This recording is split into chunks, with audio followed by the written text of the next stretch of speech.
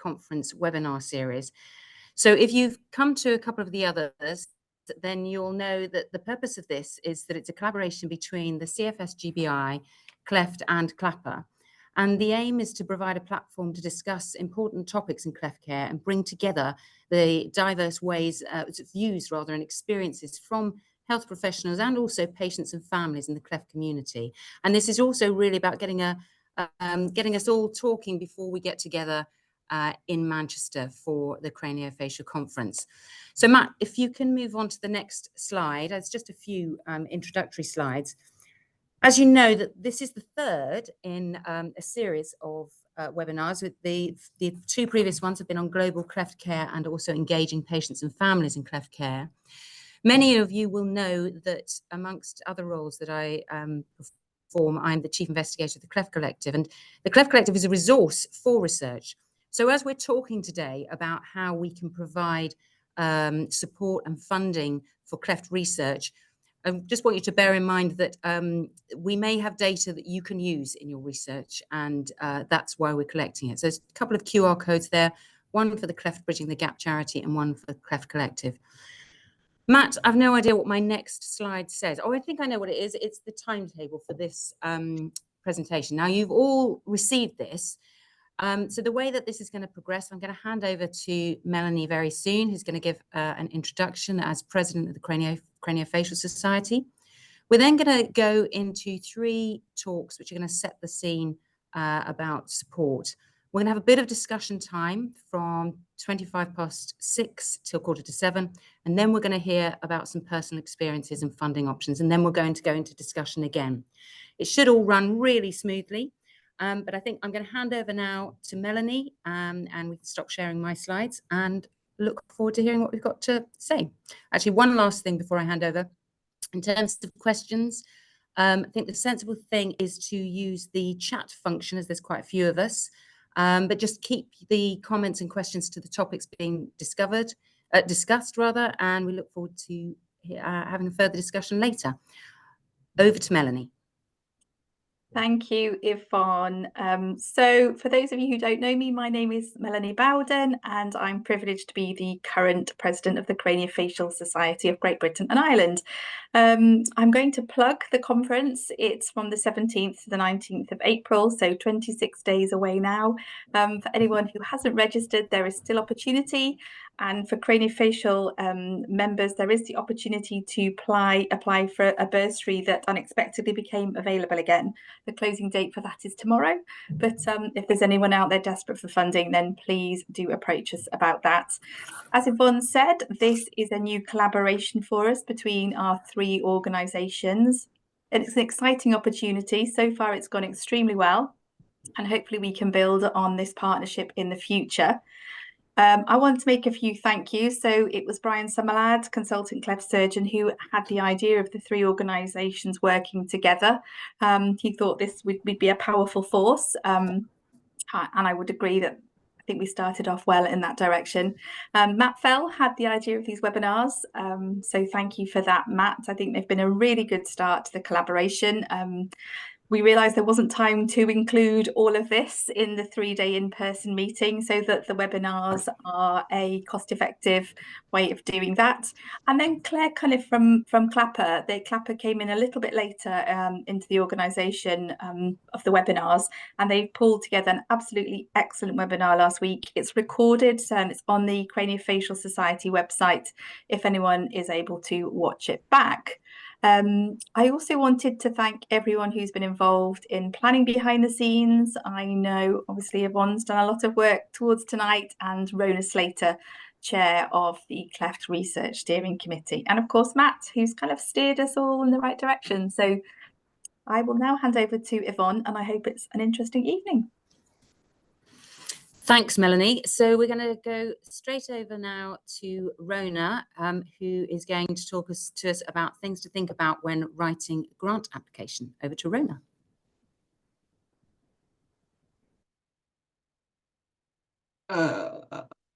Hello, everybody. Can you hear me? Yes, you can. Okay, so I also welcome to you all. It's great to see lots of people here. And I'm Rona Slater. Some of you may remember me. And I chair the Cleft Research Steering Committee, and I'm going to talk a little bit about things to think about when writing an application for funding for a research grant. So if you're thinking of doing Cleft research, it can be quite difficult to get funding. So the Cleft charity has, for the last 2 years, offered the possibility of funding, and is going to do that again over the summer this year. And that is specifically for projects relating to cleft lip and palate. The Skull-Free Foundation, as I'm sure most of you will be aware, does provide funding, but it does this for very big projects or for student electives. The other places you can think about are your hospital may have research funding through its charity, and some of the Royal Colleges offer funding for research projects. The Association of Medical Research Charities, the AMRC, has a long list of places that you can try, but you will be in competition with the rest of them. The wide medical world, so the competition is fierce. And these days, it was brought to my attention just very recently, you can ask ChatGPT to try to match what you're looking for with funding opportunities.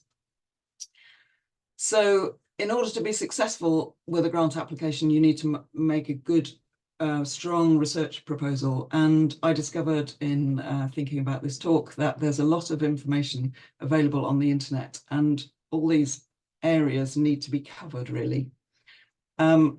In the next slides, I'm going to talk about some of these areas where people have stumbled a little bit in their applications. So I think the first thing is, what is your research question? Take time to get this right. Be clear and specific. You need to narrow down from the research area to a very specific question. And then you need to think, does anybody else think this question is important? So involve parent-patient information early. Talk to other people about your project, because you'll get feedback, and that will be really helpful. You'll hear about the Early Career Researchers Group, who can offer you this opportunity, and talk to your own research and development department. If you've got your question, you need to make sure your research design will answer the question. So what sort of a design will you use? What sort of data will you collect, and how will you analyze the data? All these things need to be clear in your application. I really recommend involving a statistician, even if you feel you know about statistics. Involve a statistician so that you can be sure you're using the right sort of statistics, and so that you can tell us, the reviewers, that your design is going to answer your question. I'm sure all of you are aware of ethics and the need to apply for approval for many projects. If you're in doubt, apply, because the worst that can happen is that they say you don't need it. And if you're going to apply, then apply early. So one of the areas that we will be looking for in research applications is to see that the practicalities of your project are feasible. So give an account of each stage of the project, put together a Gantt chart. And if you don't know what a Gantt chart is, the internet will tell you, I'm sure, so that the reviewers know that you've thought through the timing and that your proposal is feasible in the time that you've suggested. From the charity's point of view, so Cleft is a charity, the impact of your research is really important, because we need to be able to demonstrate to potential donors that their money is going to something that is important.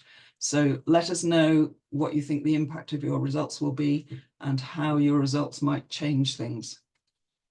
And finally, be specific and detailed in your costings. It's not very good to suggest some big round number. If you're looking for a salary for somebody, we need to know what the salary is and how many hours or how many days a week that person is being funded. So make sure that you've gone through that, talk to the department that will manage the funds, and be specific about your costings. And that was all I was going to say. Thank you. That's brilliant. Thanks, Rona.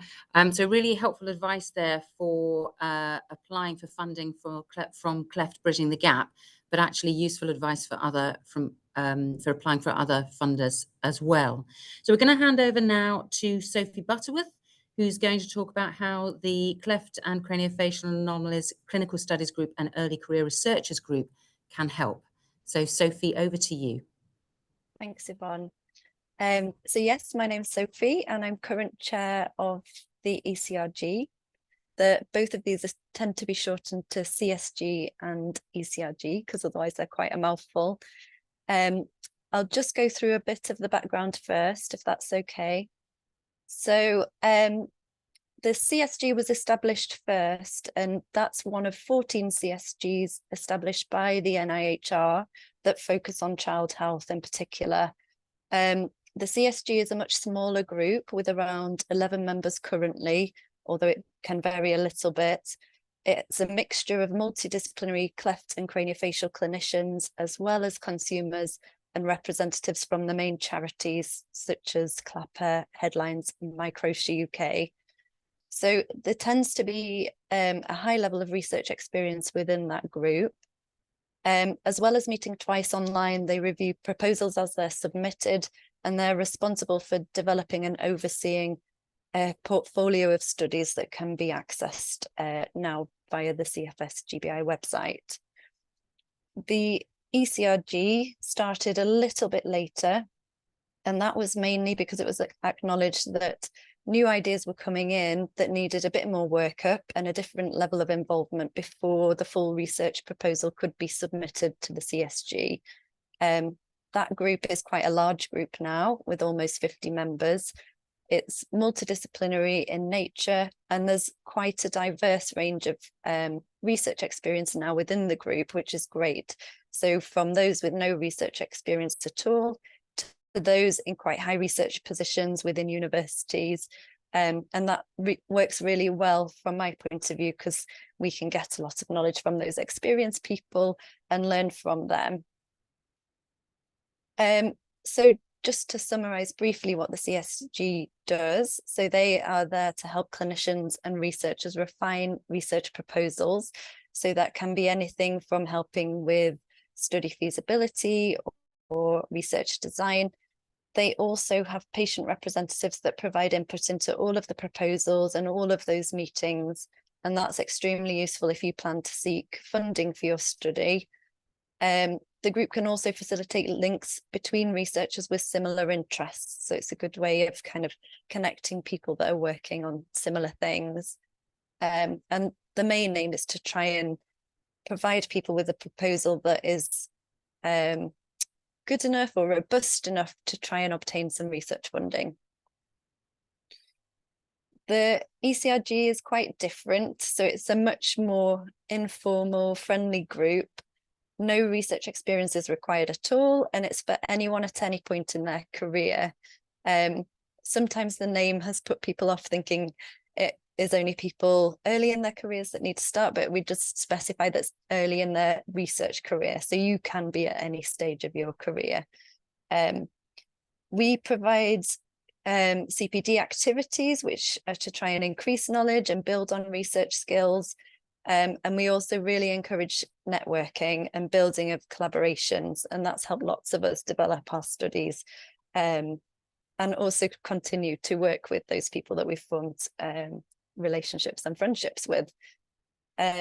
Both groups together basically aim to provide the highest quality research or quality improvement projects that benefit patients and the trusts that we work in. These are just a few examples of the CPD activities that we've held over the past 2 years. So Seldom Heard Voices is a great book that was produced by 2 speech and language therapists who worked hard to involve patients and families who might otherwise have been overseen in research. And it was particularly relevant to those of us wanting to hear from people born with a condition affecting their speech, and got us to think about ways we could involve people in our research who might normally avoid engagement. Staff from the Royal College of Surgeons of England provided a session on analysing large data sets using Stata in our software. We've had people give talks on how to conduct a thematic analysis. So it's not just kind of quantitative research that we're interested in, it's a broad spectrum. And then we just focus on what people within the group would like to hear. So how to write an abstract came from some of the more junior members of the group, and how to peer review a journal came from some of the more experienced researchers in the group. So it's a nice mix usually. In terms of current projects, I haven't listed them all. There is a published list on the CFSGBI website for the CSG, and that will include studies that are completed via the Cleft Collective and Crane as kind of overall summaries. So I've just summarised here really the number of studies that were available from the annual reports that these two groups produced for the last year. But as you can see, there's multiple ongoing studies. There's lots of presentations that come from those studies, and then hopefully publications beyond that. We also have people that have completed higher degrees within both groups, and receive kind of regular studies each session with new ideas or new submissions. So I think the main thing to take away from the two groups together is it takes a really long time to come up with a research study. That's the preparation part, as well as submitting it and getting the feedback and amending your proposal.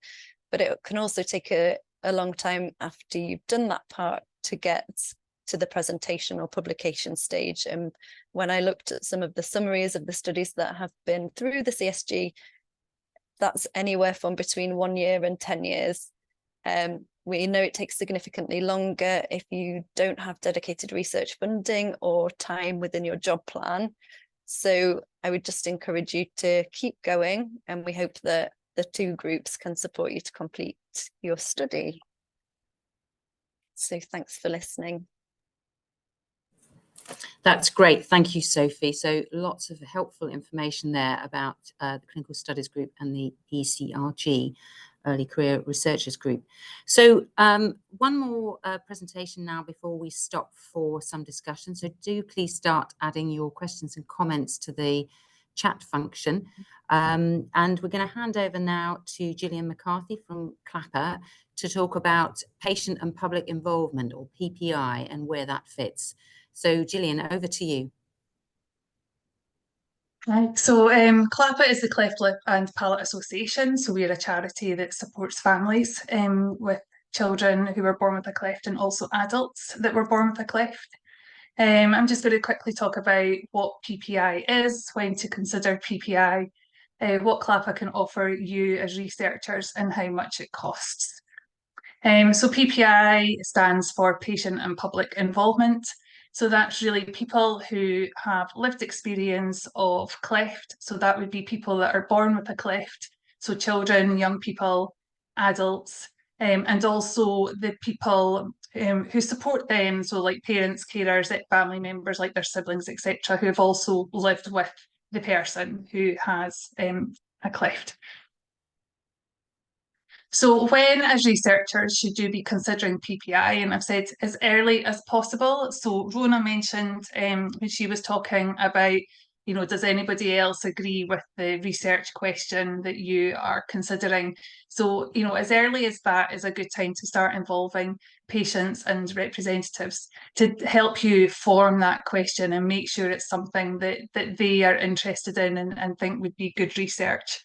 Funders also like PPI, so it can really strengthen your funding application if you can show that you have actually been through a process, really working with patients and reps to actually form your research, and making sure it's not tokenistic, making sure it's something really, there's good quality to it. So examples of when you might want to start considering PPI are things like forming the research question, things like forming questionnaires to use with participants, so involving the community in order to help you write the questions, or to help you identify what would be the right questions to ask in your interviews. You can do things like check-ins for your study, so you know at different points throughout your study, just doing a bit of a check-in with the patients and the reps to check that you're on the right lines, if anything should change, or it's a good time if you just want to quality check some of the work you're doing and get feedback, or if you're going to be issuing any sort of further information, leaflets, etc., you might want to double check some of them. Some bigger studies will have a steering group, so it's definitely worth considering PPI within your steering groups. And the common one is as participants in studies. People quite often think, yep, I'll have participants and that's all that you're doing, but it's good to involve people at various stages throughout your study. Why would you choose CLAPA? Well, we've got over 40 years of experience in helping the Cleft community, and we really listen to their voices and we use their voices to help impact the future of Cleft care. And we've got sort of big access into a large community of parents, carers, patients, and other family members affected by Cleft. So there's about, I think, 30,000 combined followers on our social media profiles. So I'm not going to go through all these, but this just is just outlining just some of the access to the community that we have. And it's growing all the time. The two main things that researchers are looking for when they are doing studies are study advisory groups. So we would help you with a whole host of things, but sort of key things are around like recruitment and training of people to join those groups.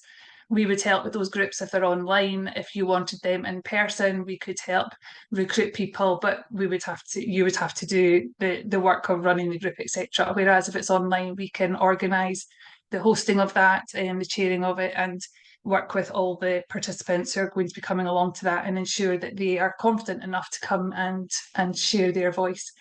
We can do things like feedback and surveys and look at the sort of demographics of who's attending the session and everything, and share all that information with you. And things like quality checking information that you would want to send out to the patients and the representatives beforehand, so that if there's anything that should be changed, we're doing that before we actually send that out to them. And then the other key one that people ask for is participants in studies. So we can ensure, I've got recruitment and training there, but we wouldn't necessarily train people that are participants in studies. That would be more like participants just to advise throughout the study.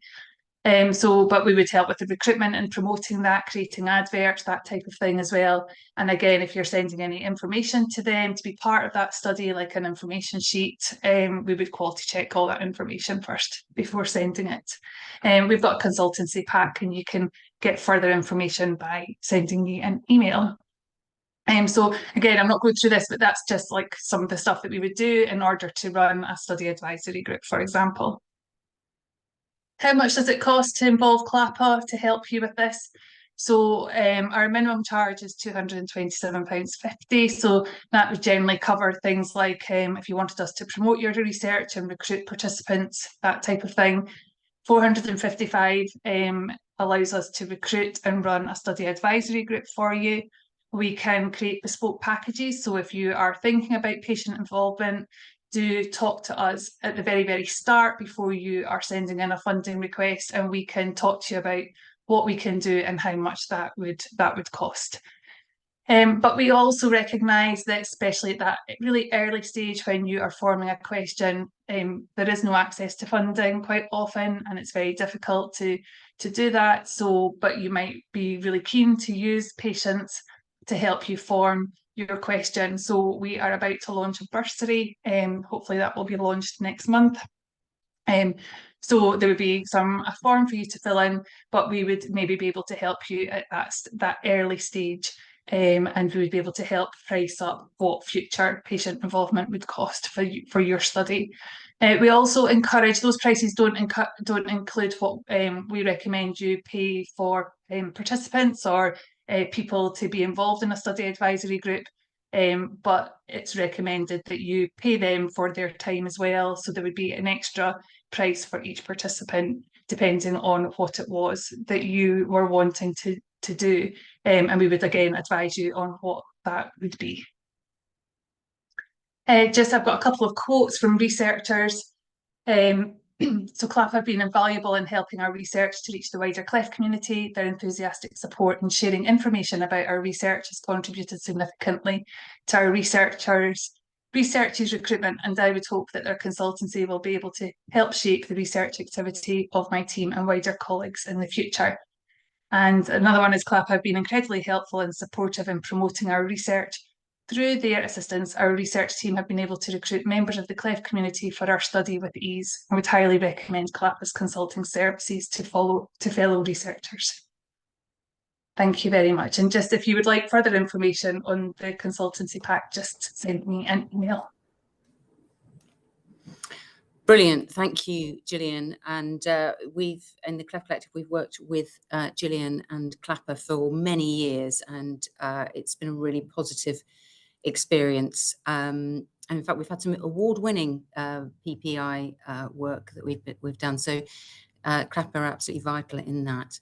Okay, so we're going to stop for a bit of discussion now. We've had 3 talks that have helped us set the scene about support. We're going to go on to talk about personal experiences and funding options, but let's talk, first of all, let's pick up on those discussions, the talks we've already had about writing a grant application, about the support that's available from the CSG and ECRG, and also PPI and CLAPA.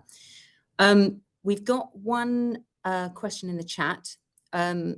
So I'm going to start with asking that. If you want to put your hand up, do put a virtual hand up, because I might be able to see that. I can't see anybody, so I won't be able to see if you actually put an actual hand up. But let's start with a question for Sophie. So the question, Sophie, is, whilst leading the ECIG, have you experienced change over the last 5 years or so in terms of the volume of cleft research being done, and also success at achieving funding, etc.? And so it's a more general question about the trends in cleft research in the UK. So I suppose, are we seeing more, and are we seeing more being funded? So I guess I can only really comment on the research that comes through the ECRG or the CSG. So kind of objectively, in terms of the number of studies since the CSG started, if you look at the list, it looks like there's more research coming through. I think sort of subjectively, it seems like the volume appears to be increasing in terms of output from the group. So for instance, at the last CFSGBI conference, almost half of the presentations that were involved in the conference were presented by members of the ECRG. So that was great to see. I haven't done a check of the programme for this year, but hopefully there's some more again from our members this year. It feels like members within the group are getting funding. I think on the whole, it tends to be smaller scale funding, such as the grants that are available through the Cleft charity, or other smaller pots of funding, rather than big grants. Although we have had, I can see Steph's on the call, she received a big NIHR grant, and I know some of our members will be going for some this time. So it does feel like we're getting some funding, which is great, to take some projects through. In terms of kind of cleft research in general and current trends, I can't claim to know it all, but there's lots of good work that's coming out of members from the groups, lots of good work published, obviously, by the Cleft Collective, by Crane, and people working collaboratively with those groups. And I think some of the friendships that are formed within those groups have got some really exciting projects going. So like Matt and Ambika working on some of the laterality work. I've worked with Steph on some of the kind of speech outcome work with Crane. So there's some really nice kind of friendships that are leading to some good research studies, I think. That's great. Thanks, Sophie. I think that's an important point, actually, that collaborations come out of those relationships, and research is always a team sport. You know, it's not something that any of us have got all the skills required to do on our own. So that's really helpful. And I can see how the ECRG really helps in building those collaborations. Okay, we've got a couple of other questions in the chat. So the next question is, when forming a research question, is the James Linda Alliance still valid, or are PPI initiatives such as the ones described by Gillian now the gold standard? So Gillian, I think this might be one that I'll pass on to you, but if either Sophie or Rona want to add in afterwards, then please do. So Gillian, are you happy to respond to this one? Yeah, and actually, I've spoken to a couple of parents about this. I think they were involved originally when the James Lind Alliance priorities were set, just because it's quite a long time since they were last set, and I was asking whether they felt there was a need to review them because there were other charities I'm involved with that were reviewing theirs, and it dawned on me that maybe we should be thinking about it. And what the feedback from them was that they are really general, and so they're probably all still very valid, but they are really general. Therefore, when you're forming your research question, so long as they come under the James Lind Alliance priorities, then that's almost like the first starting point. But then you're going to narrow that question down even further. And at that point, that's probably where the PPI work is really useful to really narrow down the exact nature of that question and make sure that that is something that the community that you're directing your research at, whether it's parents or adults or young people, that it's actually something that they are interested in and would really like to know the answers to. Thank you, Gillian. That's really helpful. And I think, yeah, the questions that from the James Lind Alliance, I mean, that's such a huge amount of work. But it does feel like they are all still relevant, and the kinds of questions that parents and clinicians, for that matter, are still asking. Okay, we've got a couple more questions. The next one's probably for me to answer. So the question is, this used to be the sort of meeting the Cleft Collective would be talking at. Have things moved on? So the Cleft Collective is still very much alive and recruiting and collecting data. We'll be presenting at the Craniofacial conference, so don't steal too much thunder from that. But yeah, we've got over 11,000 participants, and we've got a very large data set. So as I said at the beginning, we are a resource in the Cleft Collective, and we are very keen for people to use that data that many of you on this call have been involved one way or another in collecting, either through recruiting or collecting the data. I'll talk a little bit more about that at the end as well. But yes, we are still very involved. I think the purpose of this webinar was really about what is available to support and fund Cleft research. And we are a resource. We're not a funder or a means to support getting funding in that sense. So that's why we have other speakers on the call today. I hope that answers the question, but happy to follow up afterwards if not. Okay, two more questions that have just come in. So is there any advice for medical students who would like to get involved in research? Would the ECRG welcome those at such an early stage in their career? Sophie, are you okay to respond to this? Yes, I am. I've just typed a response to Shaz, and we do have medical students already on the group. But we also accept students from any cleft related discipline. And I suspect craniofacial related discipline as well, because technically we cover both. We just don't get many people from the craniofacial specialties attend. But we have had some people from fetal medicine in the past. So I think we're willing to accept anyone that's keen to learn and be part of the group, to be honest. Great. And I think I'd add to that in the sense that if you're a medical student or an SLT student, psychology student, nursing student, dental student, whatever discipline you're coming from, and you're already interested in Cleft as a future area of clinical specialty, then yes, we just want to foster that and support that. So yeah, it's great if you've got that interest so early on in your career. Okay, another question now, which is a question about PA. Sorry, Rona, did you want to say something in response to that last point before I go on? Yeah, yes, okay, go for it, Rona. So if you have an interest, then there is a student section to the Cleft charity, and they also foster research and would help you with research projects. So that's another avenue you could take. Thanks, Rona. Yeah, that's important to mention. More information to be found on the website, the cleft.org.uk website. Thank you, Rona. Okay, it's another question, this time about, this time mostly relevant really for the surgeons. And the question is, do you have any significant PA allocation in your job plans for proper research? And if so, how much? And the comment is it's historically felt like a luxury for the hospital and something they would prefer, I guess the hospital there would prefer to be done by happy amateurs in their own time. Or is that peculiar to that particular trust? So surgeons in the room, does anybody want to comment on their particular situation?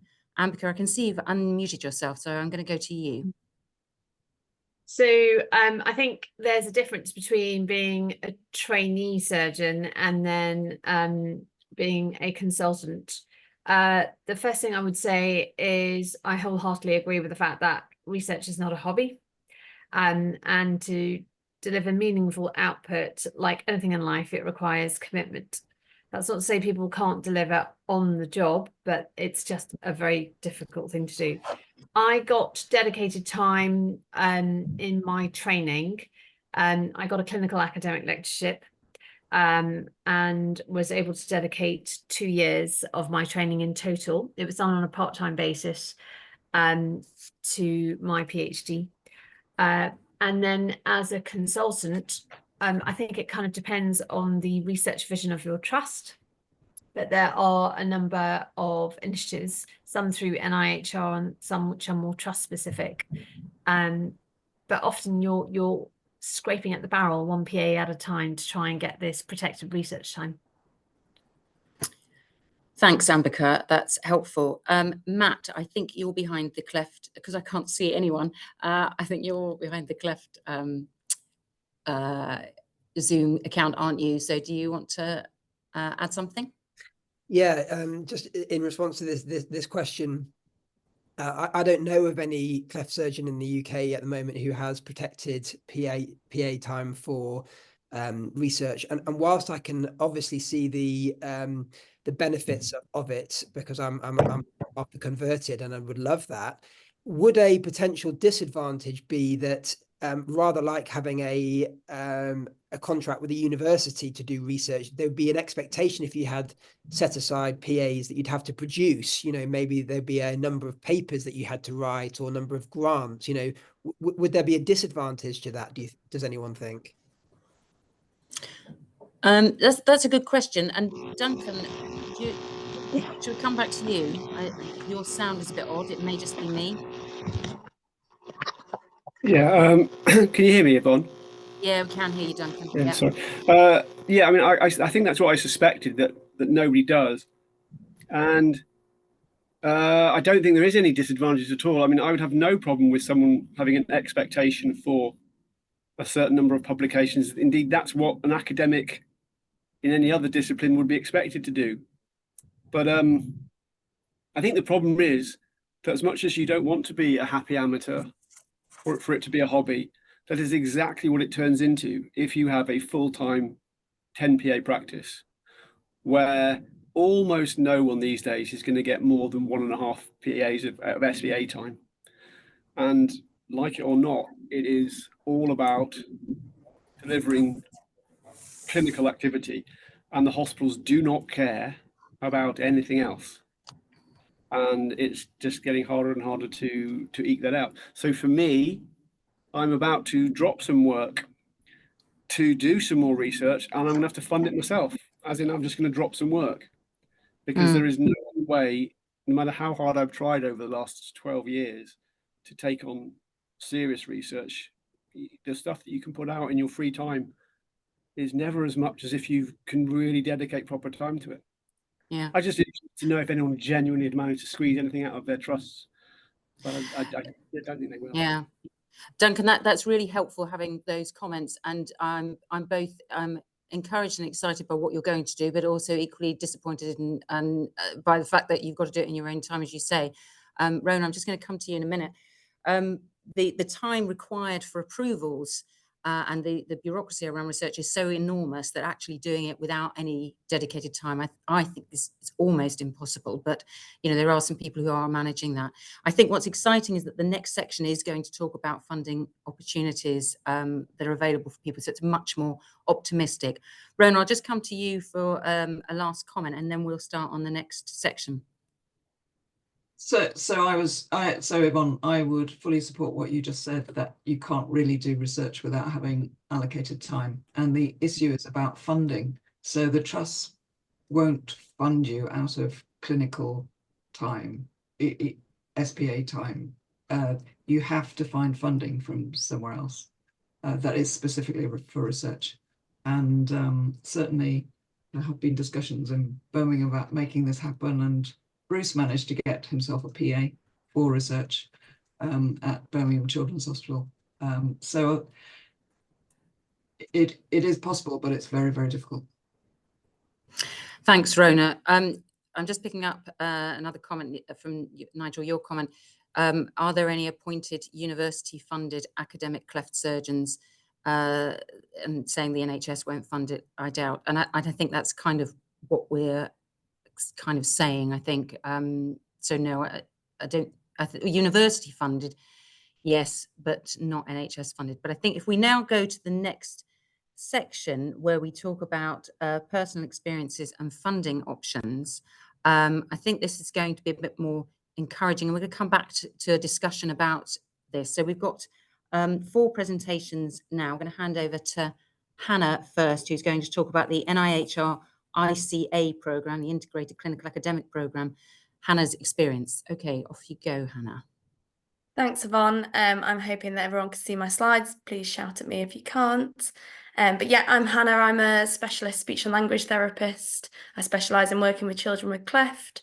I'm also the research lead at Doncaster and Bassetlaw Teaching Hospitals, and I teach part-time at the University of Sheffield as well. So I'm going to cover the NIHR ICA programme, the Integrated Clinical Academic Programme, and I'm quickly just going to summarise what this programme is and the different steps within it. This programme is for non-medical healthcare professionals. So I know we had a few questions there from surgeons. Unfortunately, the one that I'm going to cover is for the non-medics, so nurses, midwives, AHPs, etc. But I think the next talk is more focused on dentists and doctors. So this programme is meant to be for a personal training award. So for people that are wanting to develop as clinical academics and go forward and complete a PhD. So if you were looking for funding specifically for a research project and didn't have any interest in developing as a clinical academic or doing a PhD or a master's, then you'd probably be more suited looking at funding streams like from Cleft charities. This is a personal award that's meant to help you develop. And it's got the 4 stages that I'm going to talk through now. But the overall kind of theme of this programme is that it's completely, your salary is completely funded. So your employer, your NHS trust, will receive your salary for the amount of time that you're on these schemes for. So you're basically seconded out from your clinical role in order to do this research. So it's quite protected for you, which I think can be an issue sometimes for people going into more traditional university PhDs. So the internship is actually a little bit different. It's hosted by regional universities, so I think it does differ a little bit across the UK. I'm just going from the one that I did up here in Sheffield. It's 38 days worth of funding, so you're backfilled from your role for 38 days out, just to give you the headspace to kind of dip your toe into research. The internship is meant to be very kind of early level research experience. You're not expected to have any research experience at this point. You do 4 days of face-to-face teaching. You find a supervisor and they can support you to match with a supervisor. And really, it's just to have a go at a small project or to do some shadowing and to really see if it's something that you want to take forward. And it's a lot about networking and building those networks and deciding if you want to continue onto this scheme. Then you've got the PCAF, the Predoctoral Clinical Academic Fellowship. So this used to be the Masters of Clinical Research. I think the reason they changed it to a pre-doctoral is because they wanted the emphasis on the PhD and they didn't want people to just do the masters and finish there. It's 1 year of funding. You can do it part-time if you want to. I did it across 2 years, but it's 1 year's worth of funding that you're away from your clinical role for. And it is a master's level training award, so you can find courses at different universities across the UK that the NIHR will pay for in any skills that you can justify that you need in order to develop, in order to do the PhD. So it's very, very heavily focused on preparing an application for the next stage and really training you up to be at the level that you need to be at in order to do the PhD. And I think I've noticed in the last few PCAF applications that they have very much encouraged people to do full master's courses, and they will fund that if you justify it well enough. This bit here is the DCAF. This is the PhD. So it's 3 years worth of funding. You will come out with a registered PhD. But it's very much focused still on your clinical role as well. You're meant to be developing as a clinician as well as a researcher. So they will fund clinical courses, clinical shadowing, international trips, and also leadership is a big part of this as well. So they want those kind of 3 pillars in your application and in your program.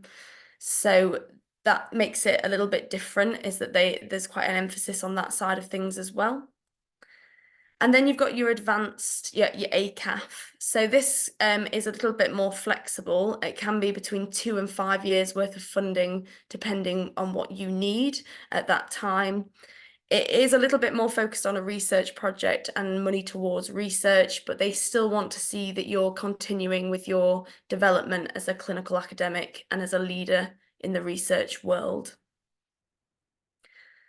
So my journey, I went onto the NIHR internship pretty much immediately straight out of university, as I qualified as a speech and language therapist. And I think I often want to just highlight that some people don't feel that they can go into research until they're very established in a clinical role.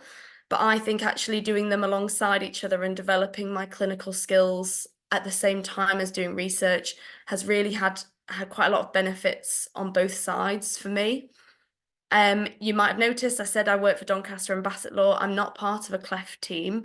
So getting Cleft experience and developing a specialism in Cleft has been quite challenging for me. And I think that these schemes have been really beneficial for me to actually develop my clinical skills. And I've used it in order to have some time to shadow, to meet with the Cleft specialists, to come to events like this and to develop as a clinical academic. I also just wanted to highlight that sometimes in these presentations, it's very easy to see that someone's achieved lots of things. I successfully completed the PCAF. I'm currently applying for the DCAF, but I have been unsuccessful twice. And I think it's really important that we foster a really open conversation around the fact that research is really quite hard and you do get lots of knockbacks and it can be a little bit soul destroying at times. So I think developing resilience is something that's really important, and being very open and honest about it. So my main reflections going through this programme is that one door closes but another one opens. So for instance, I was unsuccessful for my last DCAF application and it was really hurtful, and it took a lot for me to kind of build myself back up and want to apply again. But then an opportunity came up for a secondment to University of Sheffield, and I'm really enjoying that side of my job now. So that's been a real benefit for me. It can be quite hard to take reviewers' feedback. It feels very personal when you've put so much work into these applications. But my experience is that if you do try and reflect on what they've said and put into action their suggestions, you do tend to come out with a better application the second time round. And you do end up looking back on their feedback with more positive thoughts eventually. Sacrifice has been needed. I haven't had loads of time in my clinical role to apply for these schemes, and the applications are massive. So I do work in evenings and I do work on weekends sometimes. And I think that's also important to discuss and be open about. And the number one thing that I would say is if you're thinking of getting started with research or wanting to apply for these schemes, is to network, get yourself to conferences if you can, come to events like this, join the early careers in research group, and just network. We're quite a friendly bunch in Cleft, I think, and in research in general. And that's me done. Thank you very much. That's great, Hannah. Thank you. That's really helpful to have that personal experience.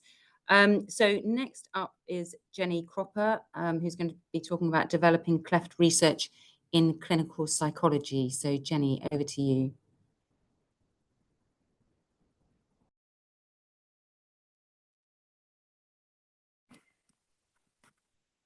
Hi, I do hope everyone can see and hear me okay.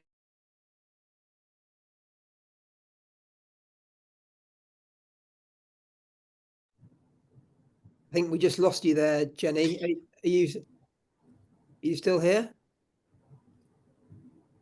I think it might be best to come back to Jenny in a little bit, because We'll I think do that. Slightly unstable. That's fine. Okay, what I'm going to do now, the next item in the agenda is a presentation from Fiona Gilchrist. And Hi. Are you back, Jenny? Hi. Want to have another go? Oh. Do you want to have another go, Jenny? I'm so sorry. I'm having real problems with my internet Don't connection. worry. I'm going to keep my camera off because it seems that when I turn my camera on, that's where it all goes wrong. So I'm really sorry about that, everyone. I hope that's going to share my slides for me. So I really hope that you can see my slides and hear my voice. I can't see anyone, so please, if there's any questions, or any comments, but I think we're doing that at discussion points, aren't we? Essentially,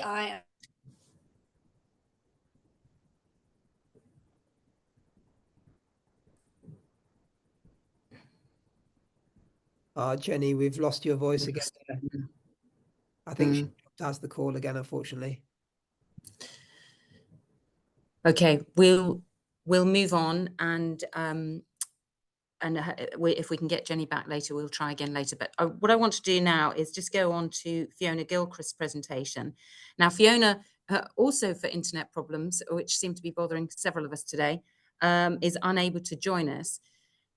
Fiona Gilchrist, her presentation was on NIHR academic pathways for doctors and dentists. What do you need to get? What do you need to do to get on an NIHR pathway? Fiona has sent, she's recorded her presentation and it's really good, but we were struggling earlier to show it, and I'm not even going to try now because we've been having various other internet problems throughout this.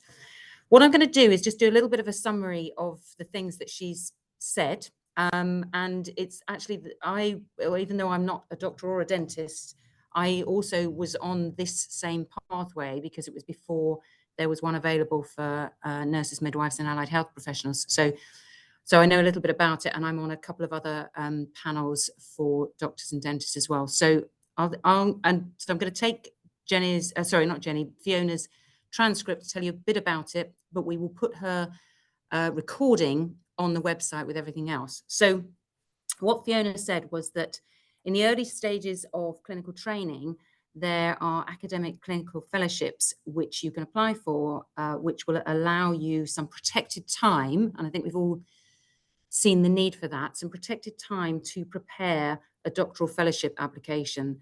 And this is often the way you need funding to prepare an application because they are so massive. There are also pre-doctoral fellowships which you can do. So if you need to build up your CV, because these are highly competitive schemes, you do need to have publications already, you need to have presentations, you need to have PPI experience and be able to evidence that. Then a pre-doctoral fellowship might be the way to go in order to strengthen what's on your CV to make you competitive when you apply for the fellowship. Postdoctoral, there are clinical lecturer routes available with NIHR as well. So there is a clinical academic pathway available for doctors and dentists. Certainly we have several here in Bristol Dental School. from the dental side. So just a couple of other things about these schemes. They very much are investing in you.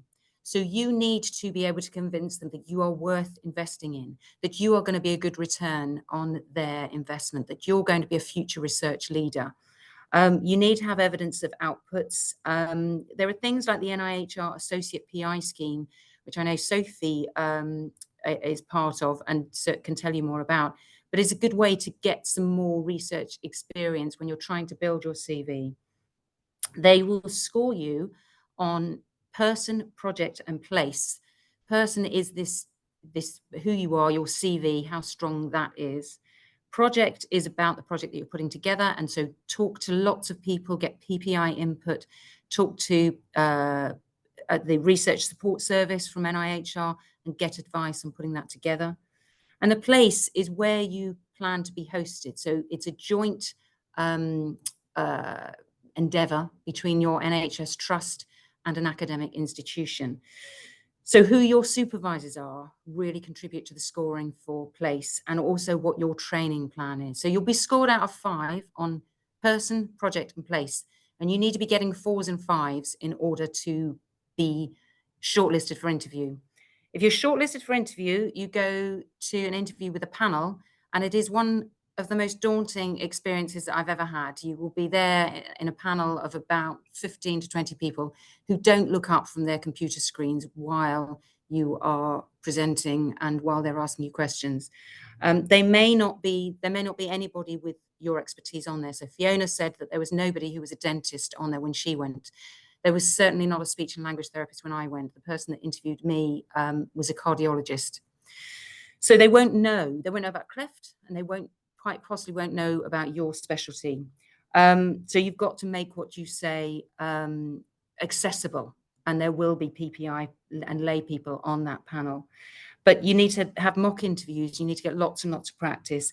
And just as Hannah said, you need resilience, because many of the time you won't get this the first time. It will take several, well, maybe not several goes, but you often need to do it more than once. So I'm going to stop there because it is all on Fiona's recording. So we will try and make that available afterwards as well. Now, Jenny, do we want to have Jenny one more? is ready to go, I think.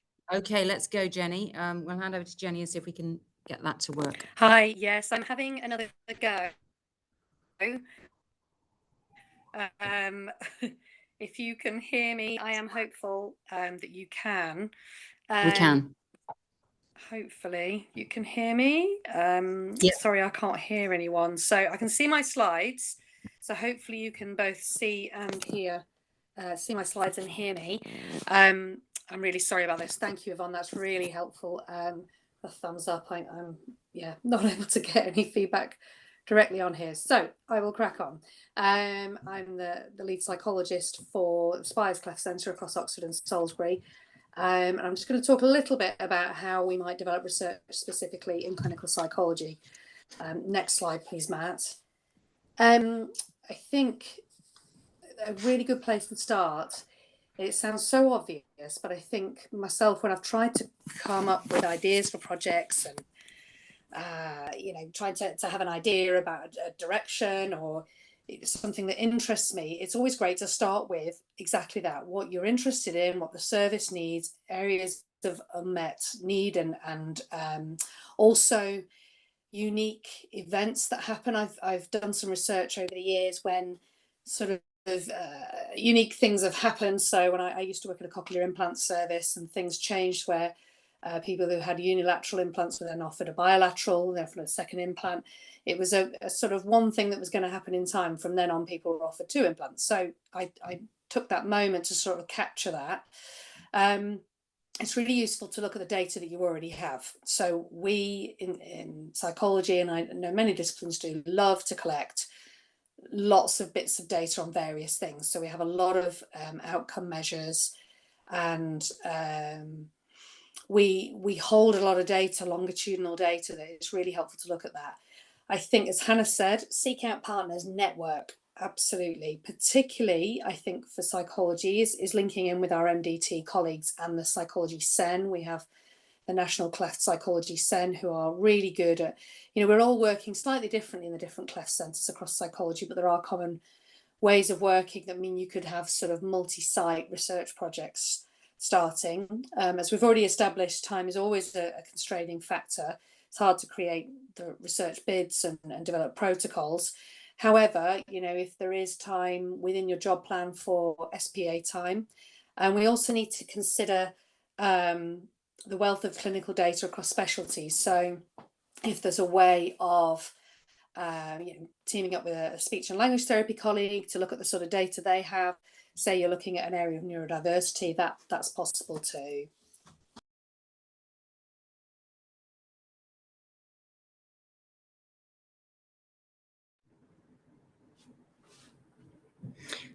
Sorry.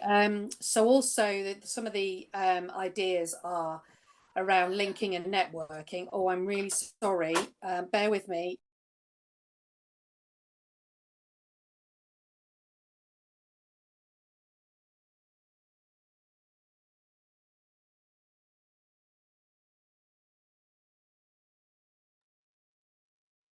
Are you okay, Jenny?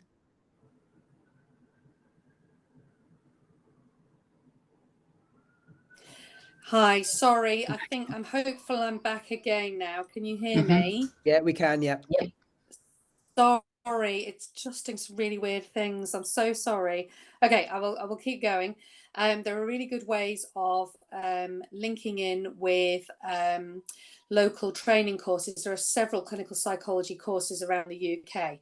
So this is something I'm very keen on for those that aren't aware. Basically, they're doctoral level training courses, and I often work together with people who are on doctoral programs who are looking for research projects to do. So a really crucial link there is to create links with people who are looking to do research. Also with partner organisations, again, this is where the networking comes in. So for example, the Centre for Appearance Research, and there's lots of good collaborative working there. Other university departments looking to collaborate. And of course, our charity partners, both for seeking funding for research, but also in terms of working together with other people. And I think, yeah, it's been said that it is a sort of team event. It is something you work together on research. And attend conferences, meeting events, find those people with a similar interest, pull your data and work together, and you can find ways of being able to divide what you're doing and between you.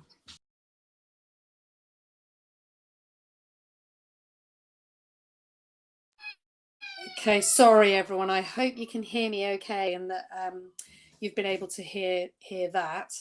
The sounds of a crying toddler in the background, if you can hear, means I'm going to have to go, I'm afraid. So I'm not going to be able to stay for the discussion part. But please, if anyone wants to get in touch with me, you're very welcome to via the Cleft charity or via Matt, who's a colleague on the Oxford Spires team at the moment. So please do, let me know if there's anything you want to follow up on from this. I'm afraid I've got to go. Sorry.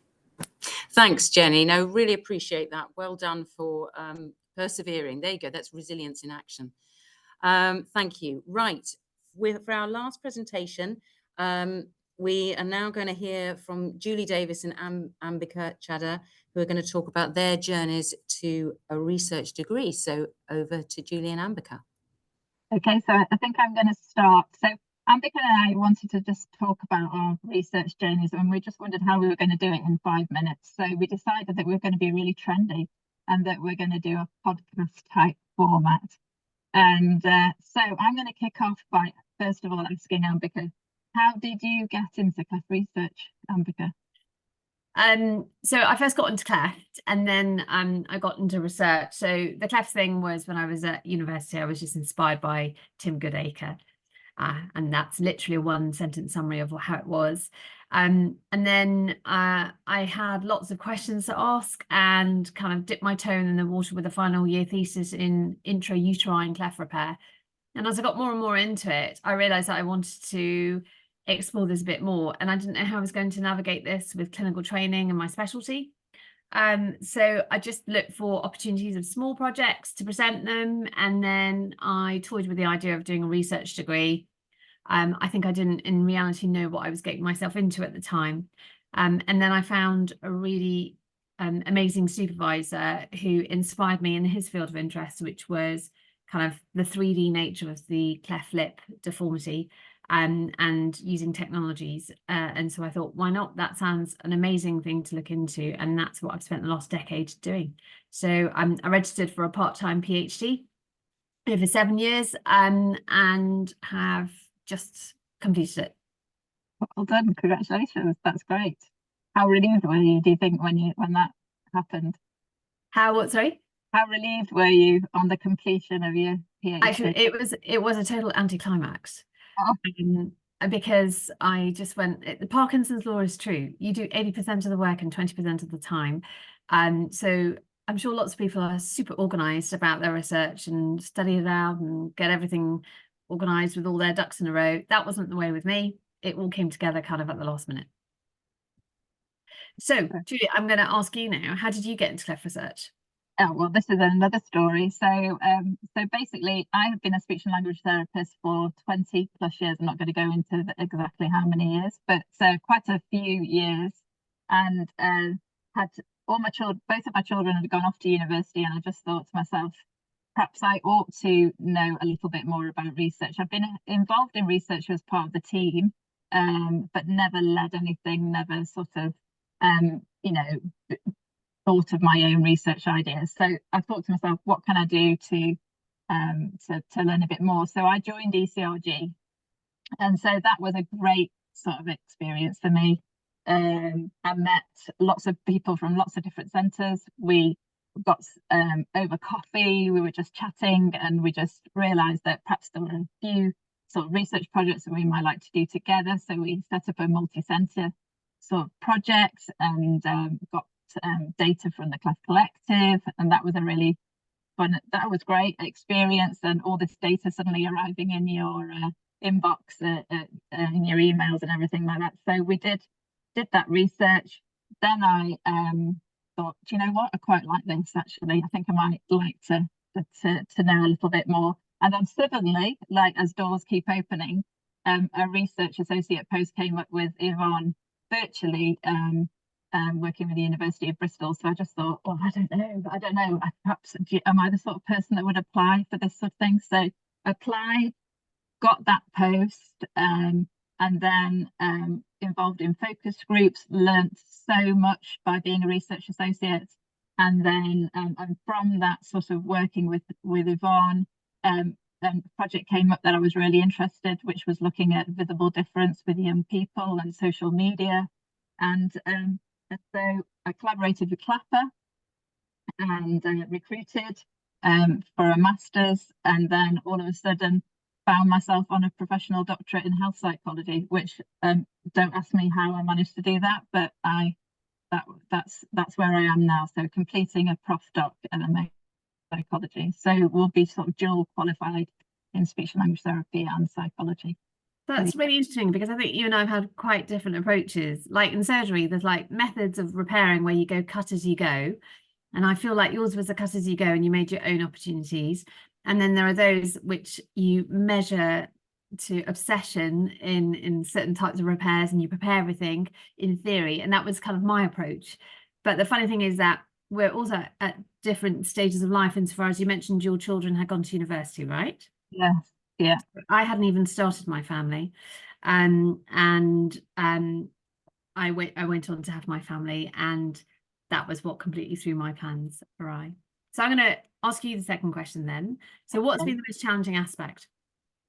So I would say that obtaining funding was really quite interesting, and the application and the whole process, didn't know what a Gantt chart was, those sort of things, learned a lot through Yvonne, and applied for some funding. And then also time, although I was part-time as a speech and language therapist, I was using my 2 days very much so with research, but that I had spare to me, and but still end up working in the evenings and also at weekends as well, and all the way through the night sometimes to try and get things in. So yeah, so it has been I've got a very supportive husband, so, and that's also quite needy, necessary as well, really. So they understand that I'm quite driven with regards to sort of doing the sort of projects that I want to do. Anyway, how about you? What's your most challenging aspect? So I've got a completely different story, an opposite story to you. I'm quite frank about this. I don't have a supportive husband because he just can't understand why I want to keep getting letters after my name. So that was a bit of a challenge, trying to convince him that what I was doing was worthwhile. It's not helped by the fact that he's done it and he's very successful at it. So that comparison was always there in the household. Second thing is starting a family and juggling a family. I mean, I'm not allowed to swear in public, am I? So how do I put this politely? It was challenging, and has remained so. And then what comes with that is lots of people's opinions, whether they vocalize it or not. You know, have you still not finished your PhD, or how come it's taken you so long? Or, you know, nobody's going to count your maternity leave in your favor and things like that. So you just have to put that to one side and just do you and what you're planning to do, and take the scenic route or whatever it is, but do get to the damn end. So that was one of the toughest things. Ironically, I was really, really lucky with funding. I went via the surgical route, and I got funded by the Royal College of Surgeons on their fellowships. I got a couple of fellowships there and another one. So I was lucky that for that part of my research, that was okay. I'm sure it'll be different now. Okay, so let me finish off by saying, what's your most important piece of advice, Ambika? I've got three. I can narrow it down to one. So find something that gets you out of bed and don't let it go, because ultimately this is what it's about, right? It's about what flicks your switch and what you know really gets you out of bed in the morning. Because if it gets you out of bed, you will persist with it with some passion. And you need that passion, because everybody today in their talks has referenced really significant challenges, whether it's family or funding or rejection. So you need, I think, a lot of tenacity. Research isn't sexy. It's not like other professions. It's often, you know, sitting till the wee hours of the night. So the tenacity is important. Get a good supervisor. This is someone who believes in you, and someone who can detect that passion and tolerate the delays, and sometimes picks you up. My supervisor would occasionally turn around to me over the years that I did the PhD, and he'd go, okay, that's really great, you got this draft in, now you need to go spend some time with your husband. And I go, you can't say that. And he go, no, I can. And then find a support group, and as Sophie has alluded to today, all the multiple support groups, talk to people who are in a similar position, both to cultivate ideas, but also on the non-researchy stuff, like how are you coping with X, Y, and Z, or wasn't it really rubbish when you got rejected? How did you take that? Because I've just been rejected. I think that's really important as well. How about you? Thanks. Oh, Ambika and Julie, we need to move on. Oh, I feel bad. Can you be really quick, Julie? Yes, I can be really quick. So what's my one thing? I'd probably say you're never too old. Like that. So yeah, I'll leave it at that anyway. That is brilliant. Ambika and Julie, thank you so much. Okay, we have got a few questions and comments. So first of all, for Hannah, so the question is the combination of academia and clinical speech therapy in Cleft a viable endpoint? Hannah, you're able to add something to that? I think that's a really good question. And I think some of the speech and language therapists that work in the Cleft teams might have interesting opinions on this one as well. Yeah, I've always wanted to work in a Cleft team. That was my end goal at first, but I have to say, actually, I'm not sure I would potentially get as good a deal in terms of the clinical academic role that's been promised to me at Doncaster and Bassett Law post-doc, to be a split-funded post between University of Sheffield and Doncaster in a Cleft team. I think thinking, yeah, NIHR are great at saying we'll provide funding to backfill you, but if your manager isn't able to fill the post, then that's going to be very tricky for managers to feel like they can support these kind of fellowships. And I think in a specialist team that gets hard. But I think it'd be a really interesting discussion to have with some of the others.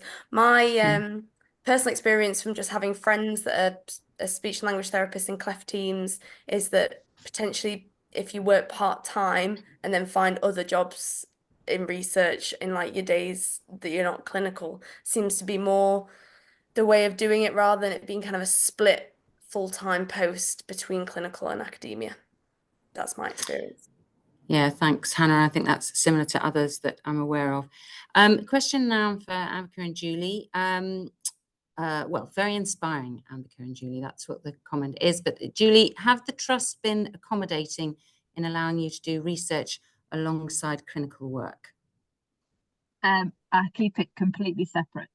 Okay. So yeah, it's completely different. It's like that's my day job, and this is a different job. Yeah. Yeah. Thank you. Okay, I'm just going to pick up on a comment relating to this from Stephanie Van Eden. So that SLT is too small a profession in the NH to accommodate clinical academics, which is true. We are a small profession. However, nurses, allied health professionals just on their own as a group is the third largest profession in working in the NHS. So hopefully we could, over time, achieve something as a group. But the career pathways are certainly very different to medics and dentists, and that is a challenge. Nigel, we can see your comment there as well. The tragedy for Cleft patients is that funding for clinical research has not changed for almost 40 years in the UK. And, you know, it is a challenge to get funding. It's really hard to get funding, actually, for anybody in the NHS, but there are certain groups who, as we know, are priorities for the NHS, and maybe it is a little bit easier for them, and Cleft is not one of those groups. Nevertheless, we have had significant funding over the years from organisations like the Scar Free Foundation, from the Underwood Trust, who are now funding the Cleft Collective, and also the NIHR's recent investment in the Cleft at 18 to 20 programme grant, which is about to start soon. So there are smaller pots of funding around. I think what the Cleft Bridging the Gap charity do in terms of providing pump priming funding to get that proof of concept sometimes is what's needed from that. And that can be what's needed to then go for something bigger, whether that's a fellowship application or a project grant or a program grant. You know, it's really hard to get those, but with the funding to get things started from Cleft Bridging the Gap, that can make all the difference. We've got time just for another 5 minutes, just a few more comments or questions if anybody wants to say something. Rona? So I would, I don't know if I'm allowed to disagree on a webinar, but I'd rather disagree with Nigel. I think there has been progress over the last, not sure I go back 40 years, but over the last sort of 20, 30 years.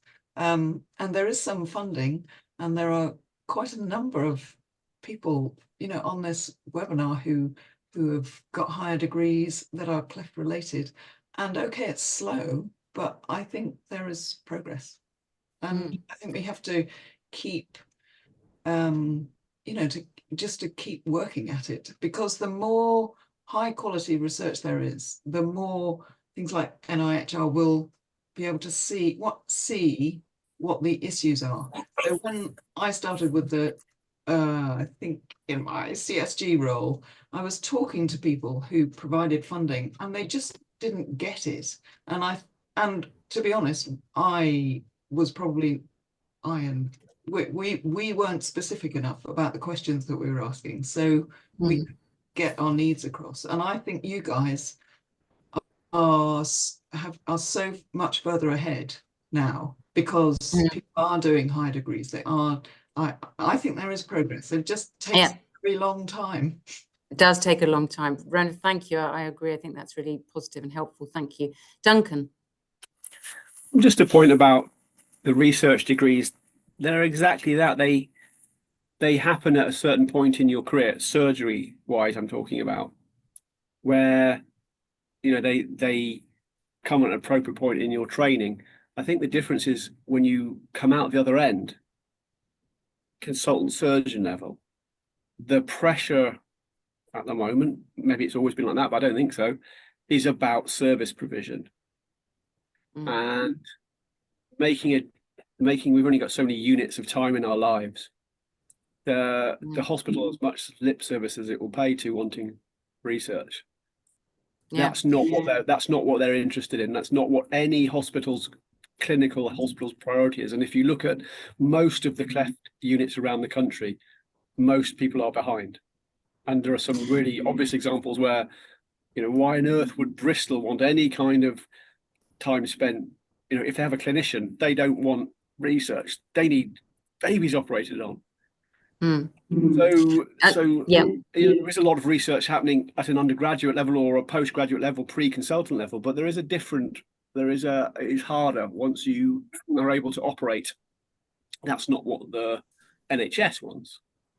Yeah, Duncan, thank you. I think that's really helpful to have that comment. I think we are talking about things that need to be funded or are funded, whether they need to be, are funded in two quite different ways. The NHS has a responsibility and a priority for delivering clinical care. The NIHR... Yeah, but that's why it's quite hard to look for funding to fund a consultant salary. When you're applying for funding, you want funding for, patient services or speech therapy reviews or speech outcomes, but saying I want a salary to cover the consultant's salary, that's quite a hard sell. Yeah, it is. Yeah, it is. I agree. I mean, that's an expensive sell. And exactly. What research charity is going to say, oh yeah, no problem. 50% of a consultant's salary, done. That sounds like money well spent. Yeah, no, I think that they're all good points. But the teaching trusts will get some funding as a result of NIHR portfolio activity that they do. So where you recruit to something like the Cleft Collective, there is some funding that then goes to your R&D team, but it's up to them how they spend it. And that, I think, is the challenge that we've got, because it's different from one trust to another. Just a few things to say before we then wrap things up. I just wanted to pick up on a couple of things that have been mentioned. I want to pick up on a couple of things that Ambika and Julie said, kind of about timing and stages of life, and male or female, mum or dad. There is never a good time to do a research degree if you decide that that's the route you want to take. And we need to make this work around our families and with our families, whether we are male or female, on mums or dads, but it is a challenge, but it shouldn't be different regardless of which role we play in the family. What else did I want to just pick up on? Data collection is the most expensive bit of research, and I'm going to come back to the Cleft Collective. And actually, Matt, if you could put the last slide that I had up, there should be 4 QR codes on there. And obviously you have lots of data in your clinical teams. Whether you have approval to use that for research, it will vary from place to place, site to site. You may be limited on what you can do with it. But as you all know, that's why we've been collecting data in the Cleft Collective, so that you can use it. I cannot see anything, but I'm hoping you can see 4 QR codes now. I need somebody to tell me if that's the case. Matt, is that what you can see? Yes, marvelous. I've got a thumbs up. Thanks, Rona. So you should have the 4 QR codes there for the 3 organizations that have been responsible for organizing this series of webinars, which I think have been fantastic. And also for the Cleft Collective there, if you are interested in doing research and getting started. And to be honest, think of what Julie said. I was the same. I never imagined I would have a research career. I really didn't think somebody like me would be the kind of person to do research. So you have to start somewhere. And these organizations and also the Cleft Collective, because of the data that we have lots of psychology data, we have lots of speech and language data, and it's expanding all the time. So talk to us, talk to lots of other people, and get started. I think just to finish off, I'm going to hand back to Mel, who I think just for the final word. But I'm just going to say thank you for being here today and for listening. I think it's been really, I've only been able to listen. I've not been able to see anything, but it's been really informative. So thank you to all the speakers and to CFSGBI, Cleft Bridging the Gap, and to Clapper for bringing this all together. Melanie, over to you. I just want to echo your thanks to the 3 organisations and everyone who's presented, everyone who's done all the organisation. Matt, as I say, for steering us and managing all the technical side of things so beautifully. Just a final plug that it would be lovely if we could all get together and continue some of this networking and discussions in person at the Cleft conference. We've got social occasions that will be good to continue these discussions as well as in the scientific sections as well. So yes, it's been brilliant. Hopefully we can repeat this next year. I know Ryan Mattick, the president-elect, is very keen that we perhaps continue with this series, so I'm sure we can build on it for next year. So thank you everybody and have a lovely evening. Thank you. Bye-bye. Bye.